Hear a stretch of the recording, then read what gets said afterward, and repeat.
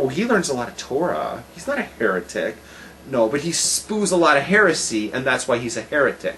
Okay, and for somebody like that, who's like, I'm Rabbi so-and-so, but meanwhile, you're spewing, like last week, what did we... we won't say names. But last week we talked about such... Oh, you're right. Right? That's somebody you have to hate. Hate. You have to hate the heretic. Hate them. Okay? No holding back. You have to hate them. If you're not, if you are holding back, then you are because you've been Christianized. And that's because Christianity is what's permeating your veins, and it's keeping you from hating the heretic. The heretic needs to be hated. Okay? So it's not somebody like the sinner. It's not the sinner, it's the heretic. The rabbi who gets up and he says, oh, it's okay to drive on Shabbos. Well, no, it's not. Torah says it's not. So he's spewing heresy. Alright, now what are we saying here? So I just wanted to bring that out, that you were 100% on target. Judaism has room for hate, and that's what separates us from Christianity. There's a few things where Christianity and Judaism go their merry ways, and that is one of them. Turn the other cheek, love everybody, we're not. We're like, no. Okay, go ahead. Judaism says anal sex is okay. You're sounding like a heretic now. It was between husband and wife. Oh, I'm sorry. I thought you're right. Judaism says anal sex is alright. How many preachers say that from the pulpit? I have no idea. I don't know anything about Christianity. I never recall a sermon in my vast Christian upbringing saying that this is okay. Oh, really? How do they hold on oral? I don't remember. I know that in the show Big Love, the father tells his son that oral is moral before you're married. Immoral or moral? It's moral. Oral is moral. Moral? Yeah. You're supposed to be the guy who knows all about Seventh-day Adventism. So, can you hate someone, really, truly hate someone? I went to somebody this last week I was having a conversation with somebody, and they said that they grew up Seventh-day Adventist. Was she hot? She's pretty cute. And it turned out I knew more about their damn religion just in talking to you than I knew that they did. And is she single? She's single, and she grew up in Seventh-day Adventist schools, but I knew more about her religion just based on conversations I've had with you than she knew about her own religion. Is she one of your Facebook friends? Okay, if we're not, I'm not going to give. Are you going to set me up with her? She's not Jewish. Oh. My bad. Oh, damn. All right, what's going on in the chat? So, can you really truly hate someone, Rabbi Rabs, yeah, and not stiffen your neck? Can you, fully... You listening to me? Can you, fully free your neck and hit someone?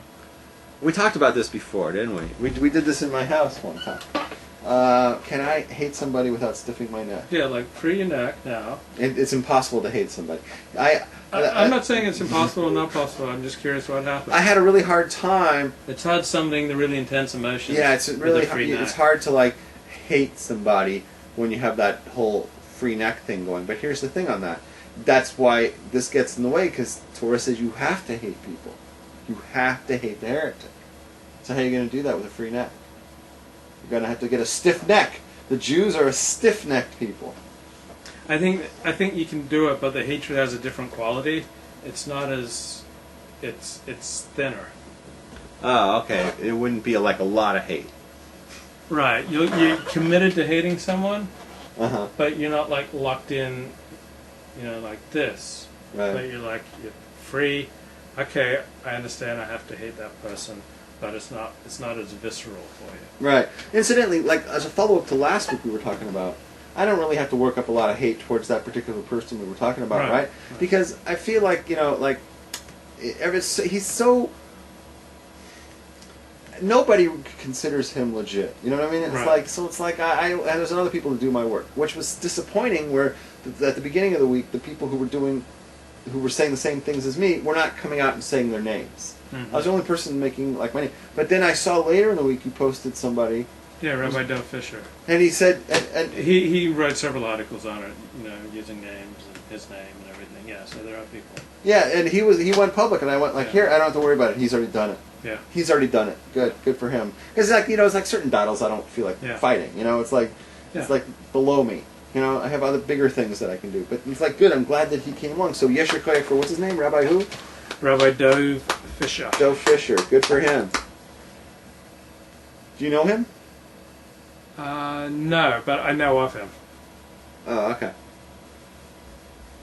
So, I've forgotten exactly why I came to the following point, but when I was growing up a Christian, we would always enjoy hearing the stories of great sinners. Okay. Like they'd come to the church and they'd talk about how they didn't care about God's law and they didn't care about secular law, but they'd drink and smoke and chase women and do drugs and were degenerates, and now they found God and they've turned their life around and they've gotten married and raised kids, and like there's this real ethos in Christianity is like, yeah, let's celebrate the sinners and like hug them to our breast, and like the penitent sinner is just such a wonderful thing.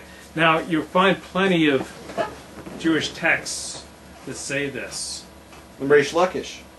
Right, who used to be a robber. He was a bandit, yeah. Bandit, and then became a Torah scholar. And there's another text that says like where a penitent stands, even the high priest can't. Rachav, she was a hooker. She was a hooker. She was a hooker, and she ended up marrying the god Lador. Mm-hmm. Right.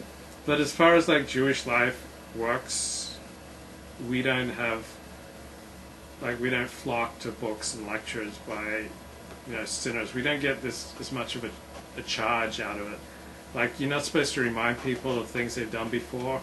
And generally speaking, you shouldn't say yourself like the terrible But I gotta things be you've done before. honest with you. Mhm. I can't walk down the street with at least 10 people going, "Wow, Levi Ford, he went from being Right. what women want to Right. like now he's the moral leader." Right. Like wow. So I'm not like a good exemplar of which generally speaking, once you become religious, you don't like keep talking about.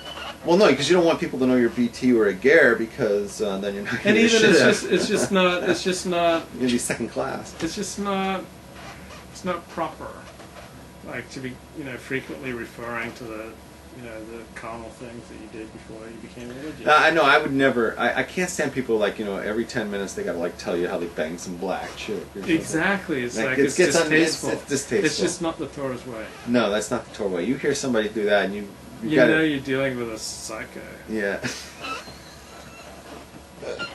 And it's like it kind of makes a joke of their whole conversion. Really, yeah. Because you're like, it's obvious that they're yearning, that they're this close to like plunging back into the flesh pots of Egypt.